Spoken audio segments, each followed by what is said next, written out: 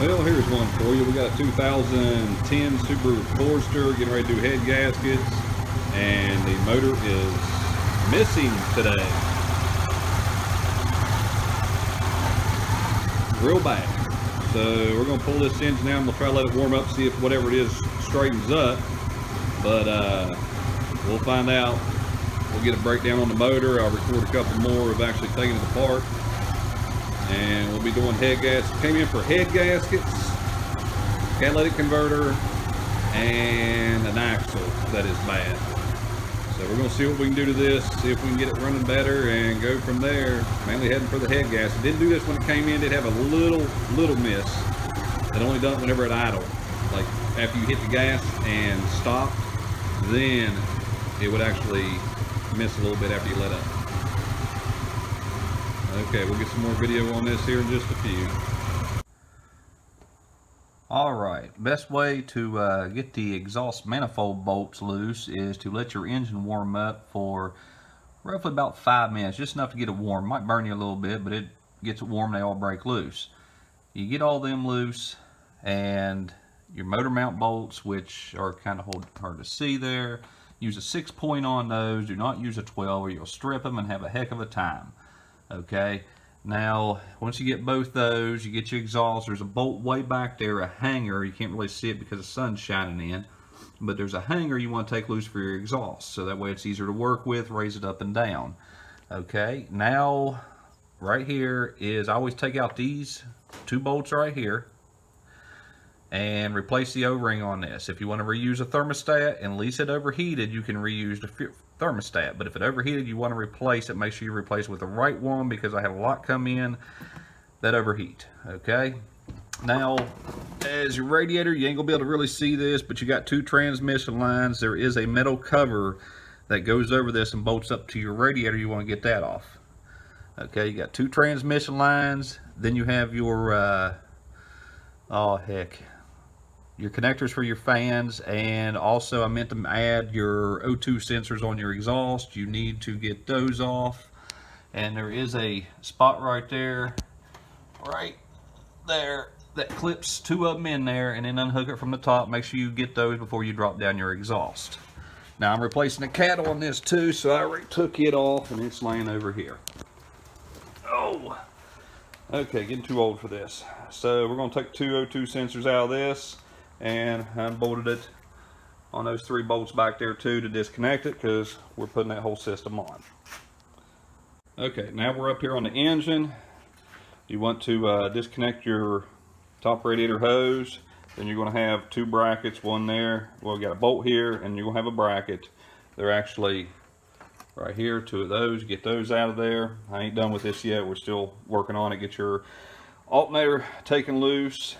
Your belt right here. Take loose the bolt there, bolt over here, and then loosen it up. Okay, you want to go ahead and disconnect your wire there, disconnect your other wire, run over to the battery, unhook all this, unclip it, and then you have another clip on that, and then fold it all over to the side. Alright, now there is a little vent line right here. We already took it off. The fuel line we're going to take loose right here, where there is actually a clamp. Okay, I don't know why they done this stupid little connector right here, but oh well. Then your brake booster line, take it loose. Just going over the simple pieces on this. I already took off the plastic cover, goes right here, just a stupid little piece of crap right there. Took loose. This one actually did it. Yeah, this one actually had an airflow meter, air box. You ain't got to remove this whole thing. Just remove that piece and the big plastic piece that went over to your throttle body. Okay, now to get in here to the torque converter bolts, take loose your coil pack, which sits right there, and there's another little bracket for your breather box right there, and your PVC line, you want to get it out of your way, going from there down to there. I just twist this out of my way. You got a radiator, well, not a radiator, a antifreeze line running into your throttle body that connects right over into here. Get it out of your way and fold it under. You ain't got to disconnect it up underneath there if you don't want. Right here's where you get to your torque converter bolts. Can't really see it very good on this, but you take a 22mm on the front of the engine and you turn it over with a big ratchet on the front, and then I use a little 12 right here, 6-point, to break these loose. with a little ratchet. Breaks loose real good every time. You got to remove your wishbone here and get it out of your way. Makes it a lot easier. You got another bracket here you have to remove. Then we start on all the torque converter bolts. We got 4 on each side. Yes, the 2 bottom ones are real hard. Now, and here is where your wiring disconnects. I had a lot of people bring their cars in here and they're trying to dismantle the whole thing like a Chevy or a Ford older model and take loose all your fuel injectors and everything. And right here is the main wiring connector. That is it. Okay, you do have 2 ground wires underneath, but these were already broke. And the power steering pump, we are not going to unbolt any of these lines. We're just going to take it loose. There's 3 bolts underneath. You ain't got to pull the pulley. There's 3 bolts underneath. Get your alternator out of your way. Throw it out. Take this, fold it, put it over here on this side. Air compressor, same way. We're going to take the air compressor. There's bolts. We're going to take those loose. This is a little bit of a pain to do. Get your belt off. And we're going to take it. We're going to leave the lines on it. And you're going to have to recharge this. We're going to take this and we're going to fold it over the side over this way. Okay, we're going to put it right there where the battery compartment is. Then we got to get out the starter, get it out of our way. You got a 12 millimeter on your, you can't really see it, on your power, and you got a little clip wire in there to actually start it. And then you're going to have a bolt right underneath your starter. You got 1 up here, and then you got 2 more down there. This one down here, what I use is a wrench. Flip it in there right, take a piece of pipe, okay? Just a breaker bar piece of pipe. That's all you're doing, not an actual breaker bar. And then I'm going to take a 3-pound hammer and I'm going to smack it, get it broke loose. It's the easiest way. If not, you probably have to remove the axle and do it that way, which is, nah, it sucks. Don't do the axle. Just do it this way. Use a regular wrench, no ratchet wrench. Take a piece of pipe, put it on there at an angle, and smack it with a 3-pound hammer. Works great every time. Now we're going to also take loose these 2 heater core lines right here. And see what else I missed. I don't know, that might have been pretty much it. This is actually a pretty easy engine to work on. I hope my finger ain't been down there in front of the phone the whole time. And it ain't too bad at all. And you remove your battery, of course, and your water bottle reservoir went here. It did not bolt up on this here. You just pop it loose with a screwdriver on this side, and then it just slides right out. Okay, we'll get some more on this. I'll go ahead and I'll hook up chain hoist and everything here in a little bit and get this out of here. Okay, figure I better show this one to you all, which I really can't show you real good. Can you see the wrench down in there? Hopefully you can. Either way, you're going to take that wrench, get it at that angle or a little bit more. Now I already broke this one loose, so it's going to fall. Then you're going to take your pipe, okay, just a piece of pipe. You're going to put it on that wrench right there. Okay, it's going to fall down. But we already broke it loose. And then you're going to take this 3-pound hammer and you're going to just smack it straight down. Hold it with one hand, hit it with the other with the hammer. But that's exactly what I was talking about. I knocked them loose like this for a long time, and it's the best way to knock them loose. A little tight in there, so you better have little arms. If you got big arms, I cut mine up anyways, and they ain't that big. But either way, I wanted to show you all that. Throw it in there. I'll get the rest of this apart, getting ready to pull off the starter and everything like I was talking. Okay, I should also add on this air compressor. It's a little bit of a pain to get out, but the other bull, let me turn on this light so y'all can see, there is no tensioner. Okay, so there's supposed to be a tool, well there is a tool, that you just put on here somewhere. I forgot where the heck it was because I never use it. Other than that, you can put it on with a screwdriver in your hand, and it is sometimes a pain to do. Sometimes it goes right on. But this back bolt, you can get to these 2 with an air ratchet. This back bolt right here, and this bolt right, come on, focus you piece of junk, right there. Now, it might be a little shaky video where I'm trying to do it with one hand. And that one down there, you need to get a swivel in extension. See that? Because if you put it straight in, you won't be able to get it on the bolt. Okay, so you need a swivel in. No, that ain't worn out. It probably is a little bit. Extension to put down in there and run it in from the side. I already got off the starter, and as you can see, did that.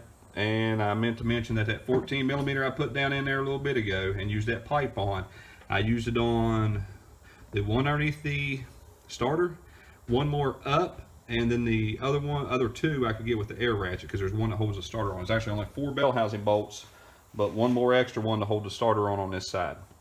But use your wrench and your pipe to break them loose at least, and then you can get them loose the rest of the way. All right, let's move on to subject B. All right, I wanted to show y'all what I was talking about the 22 millimeter up front on the big ratchet. That's so you can turn over the engine. While you're working with the torque converter bolts back here, you pull the plug out right there. Kind of put it somewhere where we can actually see. Either way, there is a torque converter bolt right there. You want to pull it all the way over to the side. It's going to shake a little bit. And then all you do is just take your ratchet, run a little ratchet down in there, and well, that camera's going to be all over the place, ain't it? Apparently I need to ratchet it some more because it's off a little bit. There's going to be some shaky video on here. Alright, then you get it there and it'll finally lock up against the side, and then you pull it and you break it loose. And that's all you got to do right there. I'm on my 4th bolt, so I went ahead and showed you all that. Don't take a lot of pressure, break them loose. Don't over tighten these, but make sure you have them snug. About 20 foot-pounds, somewhere around there. Ain't very much. And I'm getting ready to hopefully be done with this. I think that's the last thing I got to do, y'all. Everything else is disconnected. Put chain hoist on. Now I do have, I'm going to show you also a video. I got this little piece off a old Subaru. I'm going to hook it up right here. I'm going to show you that piece here in just a few. Okay, here's the piece I'm talking about. Just got a little bolt through it right here, and you put your chain hoist bolt right there. They did make a hole, and I ain't used it. It don't seem very strong, but right here to actually put it in, and then we're going to move around, and right here is the other bolt spot. Okay, this one's already on here. It's just got a little hole going through that piece of metal. Hook it on there, raise your engine up all the way. Well, not all the way because you'll break some stuff, but raise it up a fair ways. Then you're going to support it underneath with a jack and a piece of plywood on the transmission pan. There's the jack. I don't know if we can get the transmission pan or not. Not really, it's dark underneath there. Put it in the center. That's your extra support when you drop the engine. Here's the other thing I wanted to show y'all. I took it, now that's a screwdriver. I sharpened the end of it real sharp. These are stuck. I mean, this whole engine ain't been out. It's got 180,000 miles on it. So I'm having little issues here and there. But get your little screwdriver piece right there. It's already broke loose, just a little screwdriver. Now this is a Stanley. This has been a tough one. I've had that for probably 10 years. Hold that sucker steady and hit it with a 3-pound hammer. It takes a little bit. Then what we're going to do is we're going to take 2 crowbars if you got big enough gap. If not, use 2 fair-sized screwdrivers. Then work it loose. Make sure your torque converter does not come out with the engine. Okay, so you're going to take another screwdriver. If it does try to do that, weasel it around, turn the engine over a couple times or something, you know, just by hand with a ratchet. Of course, you got all this disconnected, so it sure as heck ain't going to start. And then, once you get torque converter loose, slide it out. Try to readjust your chain hoist as much as you can, back and forth. Try to make it easier on you.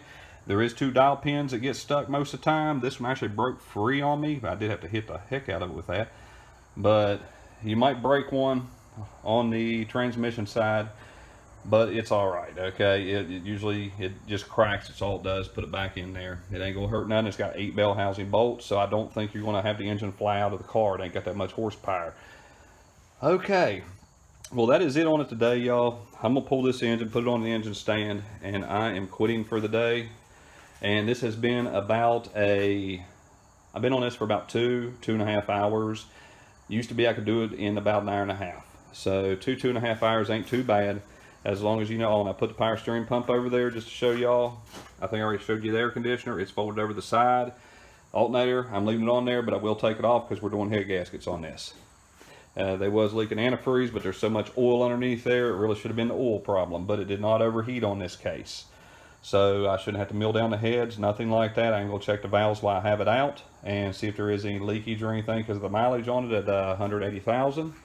Well, y'all enjoy. If I missed something, I probably missed several things. Y'all enjoy, have a good day. You can throw it in the comments. I'll see if I can help y'all out or make another video on it. Enjoy, have a good day. See you on the next one.